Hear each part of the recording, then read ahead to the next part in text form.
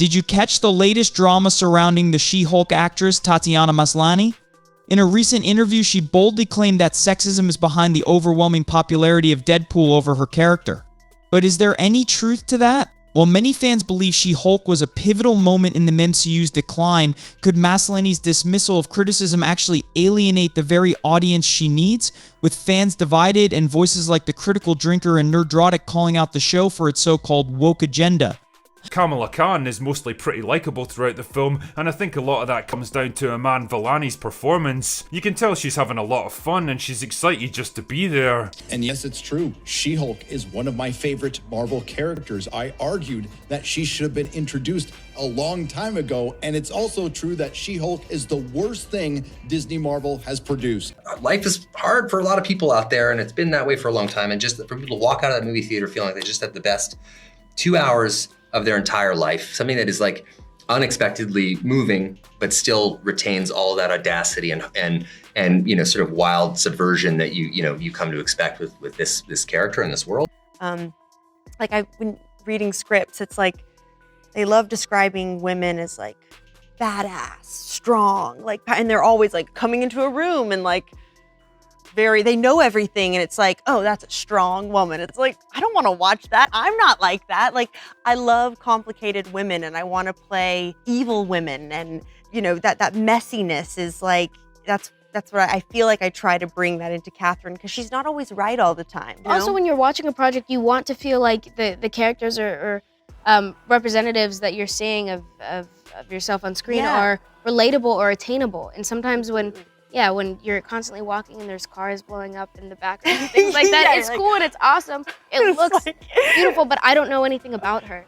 So it's hard to develop some sort of admiration or connection with women when they're written very two-dimensional and don't really give you enough. To be a strong woman, you have to be this. To be, you know, it's like, again, putting us into a box again. We need to ask, what does this say about the current state of superhero storytelling? Is the backlash warranted, or is it just a case of toxic fandom? Stick around as we dive into the controversies, explore why Maslany's comments struck a nerve, and uncover whether She-Hulk can redeem herself in the eyes of the fans. It seems everyone can agree that She-Hulk serves as a prime example of the Marvel Cinematic Universe's noticeable decline. Just a few months after the success of Spider-Man No Way Home, which delighted fans and proved that not all was lost for the franchise, She-Hulk emerged as a major turning point. The drop in quality was so apparent that it led to a collective acknowledgement among fans that the MCU was struggling, no longer the dominating force in cinema it had once been. The backlash against She-Hulk has lingered for over 2 years now. Despite the show being off the air, discussions about its shortcomings continue to surface regularly. Amidst this ongoing criticism, Tatiana Maslany has taken to mocking those who have voiced their discontent. Rather than addressing the fans' concerns directly, she aimed her comments at both the critics and prominent content creators who have pointed out that the show seemed to push a so-called woke agenda. In a sarcastic tone, Maslany suggested that perhaps she should stop trying to promote feminism and instead recognize that while Deadpool and Wolverine thrived at the box office, She-Hulk hardly made an impact, joking that it only earned $3. Maslany's comments reveal a troubling level of disdain for the Marvel fanbase. The critics she's poking fun at attract millions of viewers who are passionate about the MCU. Their insights and opinions should not be dismissed lightly. After all, if even a fraction of their audience decided to watch She-Hulk and enjoy it, the show's reception could have shifted dramatically from a perceived failure to a worldwide success. It's not just Maslany's comment itself that raises eyebrows, it's the broader culture among Marvel's actors, writers, and producers who often ridicule and misrepresent fan concerns. This approach can come across as dismissive and elitist, failing to engage with the very audience that supports these franchises. This ongoing trend of belittling fan feedback is particularly troubling. When Marvel's actors, writers, and producers do address negative feedback, they tend to lump all criticisms together, dismissing them as simply a result of bigotry or toxic behavior. This neglects any valid points fans may have raised, choosing instead to ignore the substance of the criticisms. Honestly, I can't recall a time when they took specific negative feedback seriously. Instead, they often treat it as if it's beneath them or not worth their attention. This attitude is troubling, especially when you consider that fans are spending their hard-earned money to support these films and series. When a movie rakes in billions of dollars, it's largely due to the loyalty and enthusiasm of those fans. So, if you're profiting immensely from their support, it stands to reason that you should genuinely consider their opinions even when they are critical. Of course, I recognize that there are individuals who might react negatively simply because a project features a woman or embraces diversity. However, those types of comments were never the core of the backlash against She-Hulk. The criticisms were more nuanced, focusing on storytelling, character development, and the overall execution of the series. The primary criticisms of She-Hulk revolved around her lack of a serious character arc and an absence of a traditional hero's journey. As a superhero, one would expect her to undergo some form of growth or transformation. Notably, content creator Nerdrotic expressed his fondness for She-Hulk as she appears in the comics.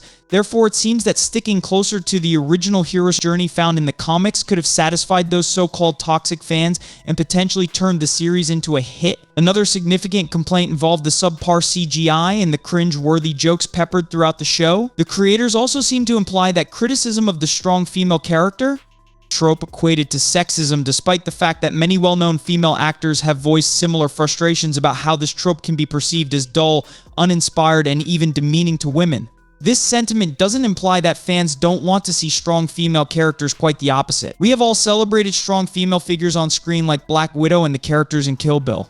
However, there is a crucial distinction to be made between a genuinely strong woman and a strong female character as defined by a stereotype. If She-Hulk is written more effectively in future projects, potentially in a movie where she makes a guest appearance, those critics who have mocked her will likely flip their stance and praise the character, claiming she was much better executed. How can I be so sure of this? Well, take MS Marvel as an example. Even though The Marvels was generally considered a poor film, critics still recognize that MS Marvel was portrayed well. Critics are not dismissive of every Marvel project as being bad. They are quite discerning, acknowledging the strengths of films that resonate with audiences while also pointing out when something falls flat. Thus, if Marvel continues to produce more subpar offerings than successful ones, the onus is on them to address those shortcomings, not on the fans who voice their concerns. If Marvel's goal is to achieve success with every film and show they produce, they need to cultivate a culture that genuinely values and considers the fans' negative feedback. It's no coincidence that the two most successful Marvel films of the past 5 years were created by individuals who prioritize serving the fan base.